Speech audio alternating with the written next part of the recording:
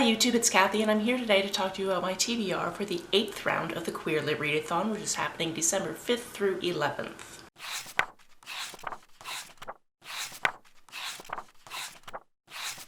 As is tradition, we have this beautiful bingo board, and as is tradition, I am personally going to try to black it out. However, I just want to reiterate that you do not have to even use the bingo board. You can just read anything queer that week and you have participated. You are also, of course, allowed to double up, triple up on prompts as you see fit, and I have 9 books to talk to you about. This isn't the most I've tried to do during a round. I think there was one round where I read 11 or 12 books, which was a lot. So hopefully, even though I have other things to do that week, I will be able to complete this TBR. The first book on this list is Delilah Green Doesn't Care. I'm using this one for my Queer Joy as well as my Free Space, which I've designated as an ARC. This one doesn't come out until February 2022, but it's by Ashley Herring Blake. I've loved everything else I've ever read by this author, and I believe this is her debut adult book. And now, of course, I'll read you a little bit of the synopsis. A clever and steamy romantic comedy about taking chances and accepting love with all its complications by debut author Ashley Herring Blake. So this is her adult debut. I was right. Yes. Delilah Green swore she would never go back to Bright Falls. Nothing is there for her but memories of a lonely childhood where she was a little more than a burden on her cold and distant stepfamily. Her life was in New York with a photography career finally gaining steam and her bed never empty. Sure, it's a different woman every night, but that's just fine with her. When Delilah's estranged stepsister, Astrid, pressures her into photographing her wedding with a guilt trip and a 5-figure check, Delilah finds herself back in the godforsaken town that she used to call home. She plans to breeze in and out, but then she sees Claire Sutherland, one of Astrid's stuck-up besties, and decides that maybe there's some fun and a little retribution to be had in Bright Falls after all. From there's also a paragraph about Claire, but I'm gonna leave that to my imagination because I don't like to go into my books knowing too much. Next, to fulfill translated and group read, I'll be reading Where We Go From Here. I already read this synopsis in my announcement video, so I'll be sure to link that down below. But essentially, this is about a couple of guys that meet in an HIV clinic, one of them realizing he has it, one of them realizing he's negative, and just a friendship that forms around that situation. Next, to fulfill the rainbow prompt, I'm finally going to read This Book Is Gay. I've never actually read anything by Juno Dawson, and I know that that is a big name in the queer world, so I'm excited to pick this up. There's a long-running joke that after coming out, a lesbian, gay guy, bisexual, or trans person should receive a membership card and an instruction manual. This is that instruction manual. You're welcome. Inside, you'll find answers to all the questions you've ever wanted to ask, from sex to politics, hooking up to stereotypes, coming out, and more. This candid, funny, and uncensored exploration of sexuality and what it's like to grow up LGBT also includes real stories from people across the gender and sexual spectrums, not to mention hilarious illustrations. Ooh, I didn't know about that. Okay. This one looks like it's going to be a lot of fun. The first book on this list that fulfills the BIPOC 40% plus square, Cobalt Blue, and because this is a previous library copy, I'm sure you can't see this, so you're gonna get a graphic on the screen. I ordered 3 of these books through Thrift Books, and 2 of them came as discarded library books, which I thought was kind of cool. This one is from Cincinnati and was discarded in 2012. Told with tenderness and unsparing clarity, Cobalt Blue is a tale of rapturous love and fierce heartbreak. Brother and sister Tanay and Anuja are captured by an artist who has arrived in their family home in Prune in western India to be a lodger.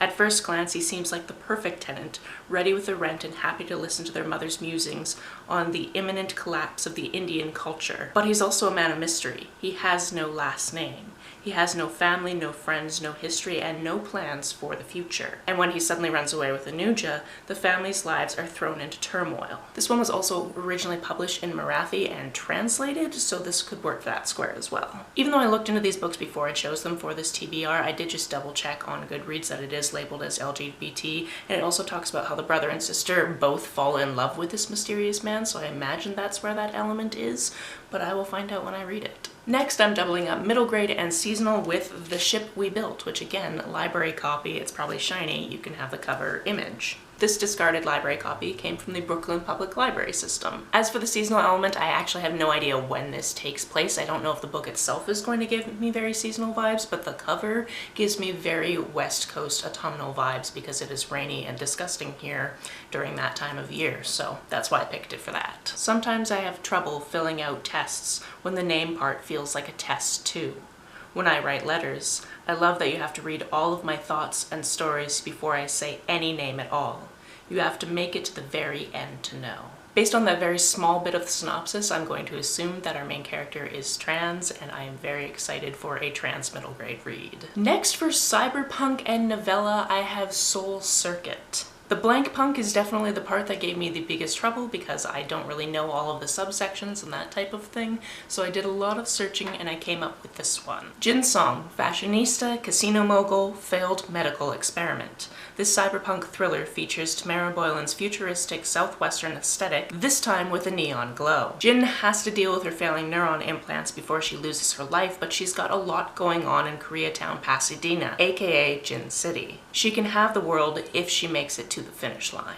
I love that that synopsis is short and sweet. It tells you just enough you need to know about the plot.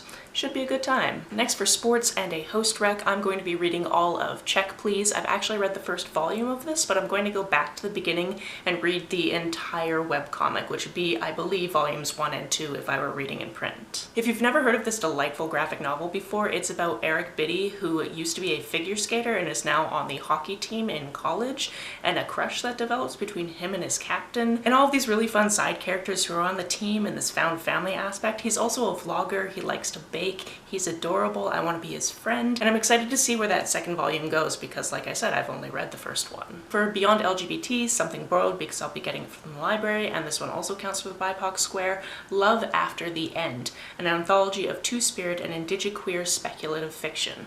This is what it says on the tin. It's going to be an anthology of short stories featuring and by two-spirit and indigiqueer writers, and I am very excited for it. Also, just looking at the contributors, I've read from 3 of these authors before, so there's tons more that I haven't read from, so that's exciting. And then finally, for fantasy, and putting me past my 40% for the BIPOC square, we have Huntress by Melinda Liu. My best friend actually lent me a copy of this book absolutely years ago. It got lost on my shelves. I went, yeah, I'm eventually going to read this because I've enjoyed everything else I've read by this author.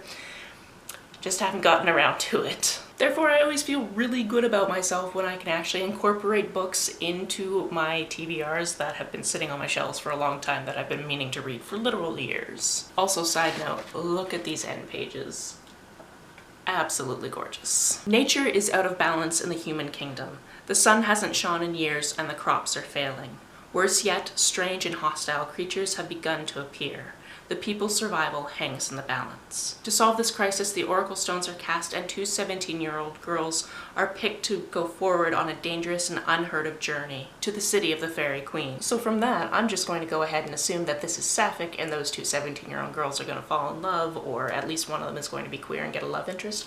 I don't know. Like I've said before, I don't really like to read full synopses of books because sometimes it just tells you more than you want to know going in. And there you have it. Those are the 9 things I plan to read during the Queer Lit Readathon. I would normally say books, but Check Please, I'm reading as a webcomic, so the 9 things. If I were reading them as books, I guess I would technically be reading 10 books. But for reasons that will become clear when I talk about my Reindeer Readathon TBR, I'm going to count all of Check Please as one thing. Are you joining us for the Queer Lit Readathon? Let me know about it down in the comments below. On the way down to the comments, if you hit that subscribe button, that would be very nice of you. If you don't feel like leaving a comment but want to make sure that I know you are here, just leave me an emoji or a smiley face if you happen to be on your keyboard. Some people have asked if there's a way to financially support this channel, so I set up a Ko-fi account, which is a digital tipping service. The link for that is down below, as well as link to my PayPal and my Amazon wishlist in case you would like to buy me a book. You can like and share this as you see fit, and I will see you very soon. Bye!